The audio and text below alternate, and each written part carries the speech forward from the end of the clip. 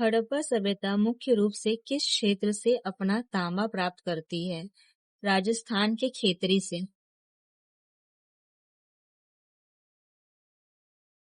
तटीय क्षेत्रों पर उष्णकटिबंधीय चक्रवातों की प्रमुख विध्वंसकारी शक्ति क्या है? यानी कि तटीय क्षेत्रों में जो तूफान आती है, तो तूफान की कौन सी शक्ति सबसे अधिक तबाही मचाती है? तो तूफान महोर्मी, स्टॉर्म सर्ज। तूफान महोर्मी क्या है? तूफान के कारण समुद्र का जल स्तर बढ़ना तूफान महोर्मी कहलाता है और ये सबसे अधिक तबाही का कारण बनता है। पुस्तकों और उनके संबंधित लेखकों के गलत संयोजन का चयन कीजिए। गीत गोविंद लिखा था जयदेव ने, ये ठीक है। बाबरनामा बाबर ने लिखा। पृथ्वीराज रासो चंद बरदाई ने लिखा। तुगलकनामा अमीर खुसरो ने लिखा है। तो ये गलत पेयर है। तुगलकनामा लिखने वाले थे अमीर खुसरो और अबुल फजल ने लिखा है अकबरनामा। और अकबरनामा का ही तीसरा खंड है आईने अकबरी। आईने अकबरी। आईने अकबरी। भारत में बड़े शहरों में तृतीयक गतिविधियों का अनुपात अधिक क्यों होता है? यानी कि तृतीय सेक्टर जो है, टर्शियरी सेक्टर एक्टिविटीज का अनुपात ज्यादा मिलता है। क्यों? क्योंकि शहर में लोगों के अधिक लोग होते हैं और सेवाओं की मांग अधिक होता है। बहुत भारी जनसंख्या होने के कारण बैंकिंग, स्कूल और भी अन्य सेवा सेक्टर की आवश्यकता ज्यादा होती है। इसीलिए तृतीय गतिविधियों का अनुपात बड़े शहरों में ज्यादा मिलेगा। हॉस्पिटल, इन सभी चीजों की अधिक आवश्यकता होती है शहरी क्षेत्रों में। निम्नलिखित में से कौन सा राज्य के नीति निदेशक सिद्धांतों के संदर्भ में सुमेलित नहीं है? अनुच्छेद 41। अनुच्छेद 41 में न्याय संगत और मानवीय कार्य परिस्थितियों तथा मातृत्व अवकाश ये नहीं है। ये है आर्टिकल 42 में। अनुच्छेद 40 ग्राम पंचायतों का संगठन। अनुच्छेद 43A उद्योगों के प्रबंधन में श्रमिकों की भागीदारी, ये भी सही है। अनुच्छेद 39A में समान न्याय और निःशुल्क कानूनी सहायता। Operation twist. ऑपरेशन ट्विस्ट के संबंध में निम्नलिखित में से कौन सा कथन सही है? ऑपरेशन ट्विस्ट है क्या? ऑपरेशन ट्विस्ट केंद्रीय बैंकों की एक मौद्रिक नीति है जिसका उपयोग ब्याज दरों को कम करने और देश में निवेश को नियंत्रित करने के लिए किया जाता है। इसमें बताना है कौन सा कथन जो है वो सही है। ये कथन सही है। इस ऑपरेशन के तहत आरबीआई ने बाजारों में तरलता लाने के लिए सरकारी प्रतिभूतियों के प्रतिफल में बदलाव किया है। ये भी स्टेटमेंट सही है।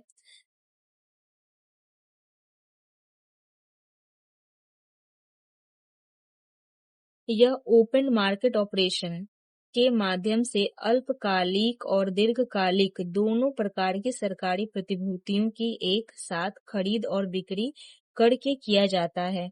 ये भी बिल्कुल सही है, यानी इसमें तीनों स्टेटमेंट सही है।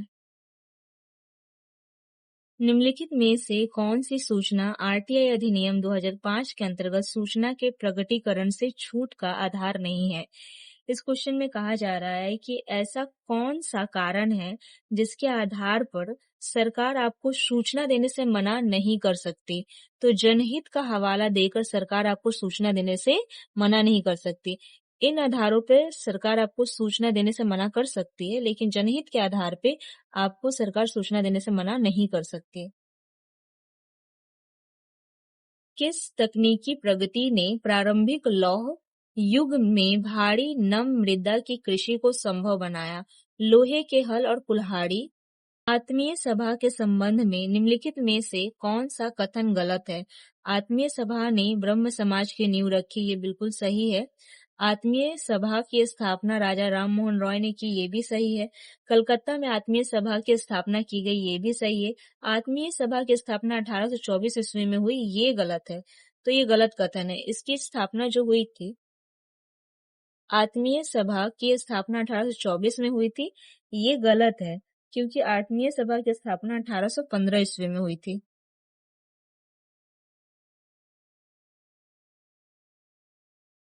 भारतीय संविधान का अनुच्छेद 25 मुख्यतः किस अधिकार की गारंटी देता है? धर्म की स्वतंत्रता की गारंटी देता है।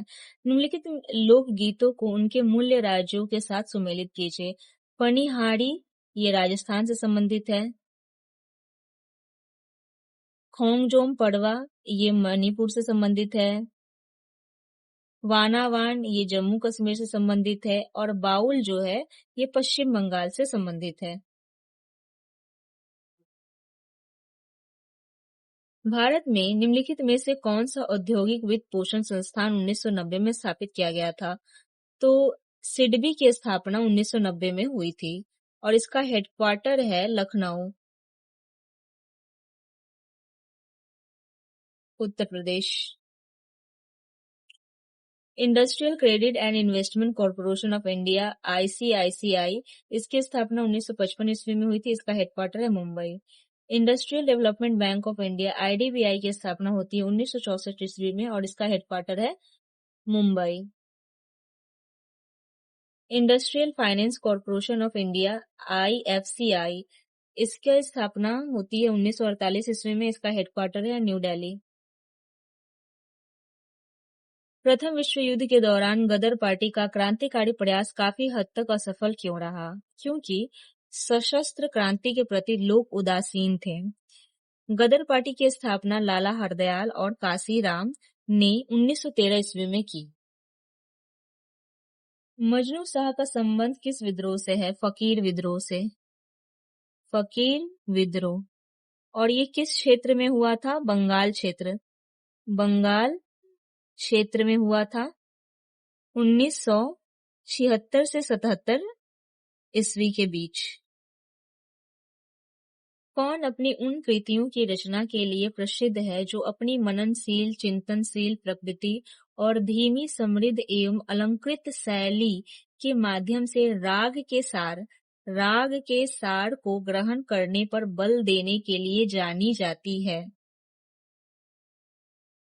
मुत्तुस्वामी दीक्षितर। ये राग के सार को ग्रहण करने पर बल देने के लिए जानी जाती है। कर्नाटक संगीत के त्रिमूर्ति में से एक। इनकी रचनाएं जो है वो संस्कृत भाषा में हैं। कर्नाटक संगीत के त्रिमूर्ति, ट्रिनिटी ऑफ कर्नाटक म्यूजिक। और इसमें त्रिमूर्ति कौन कौन है? त्यागराज, मुत्थुस्वामी दीक्षितर और श्यामा शास्त्री है।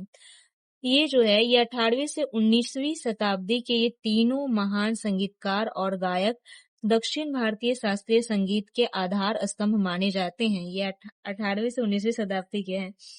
त्यागराज मुख्य रूप से तेलुगु में रचना की और ये कृति विधा को समृद्ध किया। इन्होंने कृति विधा को समृद्ध किया। मुत्थुस्वामी दीक्षितर की बात करें, मुत्थुस्वामी दीक्षितर मुख्य रूप से संस्कृत में रचना की और उनकी रचनाओं में रागों का सूक्ष्मता थी। इनकी रचनाओं में किसकी सूक्ष्मता थी? रागों की। त्यागराज के रचनाओं में कृति विधा की मुख्यता थी। श्यामा शास्त्री तेलुगु और संस्कृत में रचना करते थे और वे अपनी जटिल ताल विन्यास के लिए प्रसिद्ध थे। ये ताल विन्यास के लिए प्रसिद्ध थे। 52वें संवैधानिक संशोधन अधिनियम 1985 द्वारा लागू दल बदल विरोधी कानून के अंतर्गत किस कार्रवाई से स्वतंत्र सांसद अयोग्य घोषित हो सकता है? Anti defection law. Anti defection law 1985। तो अगर कोई ऐसा सांसद है जो किसी भी दल का नेता नहीं था और उसे विजय हासिल हो जाती है और वो जीतने के बाद अगर किसी पार्टी को ज्वाइन कर लेता है तो वो जो है वो अयोग्य घोषित कर दिया जाएगा। मतलब अपने इलेक्शन के बाद किसी भी राजनीतिक दल में शामिल हो गया तो वो अयोग्य घोषित कर दिया जाएगा। कौन सा कोशिका अंगक कोशिका की आकृति को बनाए रखने और संरचनात्मक सहायता प्रदान करने के लिए उत्तरदायी है? कोशिका पंजर यानी साइटोस्केलेटन। कोशिका पंजर क्या है? कोशिका द्रव्य में मौजूद प्रोटीन से बने महीन तंतुओं का एक जाल होता है, साइटोस्केलेटन। वर्ष 2025 तक की स्थिति के अनुसार कौन सा भारत का सबसे बड़ा सोलर पार्क है? भादला सोलर पार्क। राजस्थान के फलौदी जिले में है और इसकी कैपेसिटी 2245 मेगावाट है।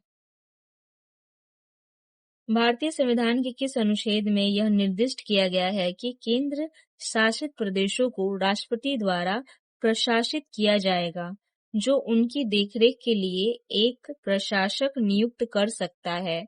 आर्टिकल 239 आर्टिकल 239 में निर्दिष्ट किया गया है। किस मानसून तंत्र को निर्वर्तनी मानसून, रिट्रीटिंग मानसून भी कहा जाता है? पूर्वोत्तर मानसून, नॉर्थ ईस्ट मानसून को, और ये अक्टूबर से नवंबर के दौरान चलती है। और इस मानसून के कारण ना तमिलनाडु में बारिश होती है।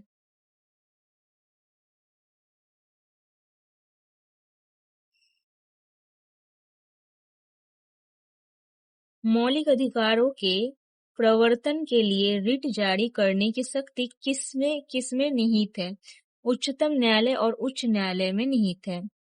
प्रधानमंत्री मत्स्य संपदा योजना PMMSY प्रधानमंत्री मत्स्य संपदा योजना किस वर्ष शुरू की गई थी? 2020 में। भारत में गेहूं मुख्य रूप से किस मौसम की फसल है? रबी की फसल है। रबी की फसलें अक्टूबर नवंबर में बोई जाती है और मार्च अप्रैल में काटी जाती है। रबी का मतलब है सूरज, और सूरज क्या, गर्मी के मौसम, सूरज से गर्मी का मौसम। तो गर्मी के मौसम में काटे जाने के कारण इसे रबी की फसल कहा जाता है। और इसका ट्रिक है, रवि ने आज सच में गेम खेला। रवि से है रवि की फसल, आ से आलू, ज से जौ, स से सरसों, च से चना, गे से गेहूं और म से मटर। अब आते हैं खरीफ की फसल। खरीफ की फसल जून जुलाई में बोई जाती है और अक्टूबर नवंबर में काटी जाती है। ट्रिक, गधा कंजूस मामू आज बात करेगा। ग से गन्ना, ध से धान, क से कपास, जू से जूट, स से सोयाबीन, म से मक्का, मू से मूंगफली, आ से अरहर, ज से ज्वार, बा से बाजरा, त से तिलहन। जायद की फसल जायद की फसलें हैं, मार्च में बोई जाती हैं और जून में काटी जाती है, यानी 4 महीने के अंदर अंदर। ट्रिक है, ताऊ खीरा खाकर मरे। त से तरबूज, ऊ से उड़द, खीरा से खीरा, ख से खरबूज, क से ककड़ी और म से मूंग। सतत विकास की अवधारणा किस रिपोर्ट 1987 के बाद लोकप्रिय हुई? मतलब कि सस्टेनेबल डेवलपमेंट का जो कॉन्सेप्ट है, किस रिपोर्ट के बाद फेमस हो गया? तो ब्रंटलैंड रिपोर्ट के बाद। ब्रंटलैंड रिपोर्ट, जिसे आवर कॉमन फ्यूचर 1987 के नाम से भी जाना जाता है, संयुक्त राष्ट्र द्वारा जारी एक ऐतिहासिक दस्तावेज है। इसने पहली बार सतत विकास, सस्टेनेबल डेवलपमेंट की अवधारणा को परिभाषित किया, जिसका अर्थ है वर्तमान पीढ़ी की जरूरतों को इस तरह पूरा करना कि भविष्य की पीढ़ियों की अपनी जरूरतों को पूरा करने की क्षमता से समझौता न हो, ताकि जो भविष्य की पीढ़ियां हो उन्हें अपनी जरूरत को पूरा करने में कोई परेशानी ना हो। इस तरीके से रिसोर्सेस को यूज करना है। कांचीपुरम में स्थित 8वीं शताब्दी ईस्वी के कैलाश मंदिर में मुख्य रूप से किस सामग्री का उपयोग किया गया है? बलुआ पत्थर, वो भी हल्का पीला या ग्रे कलर का। और ये जो बलुआ पत्थर, ये जो है कांची में है। कांची का कैलाश मंदिर, जिसे राज सिद्धेश्वर मंदिर भी कहा जाता है, इसका निर्माण करवाया था नरसिंह वर्मन द्वितीय ने। और इस मंदिर के निर्माण से द्रविड़ स्थापत्य कला की शुरुआत हुई। इस मंदिर के निर्माण से द्रविड़ स्थापत्य कला की शुरुआत हुई। अनुवांशिकी में पनेट वर्ग का उद्देश्य क्या है? अनुवांशिकी क्रॉस के परिणामों की भविष्यवाणी करना।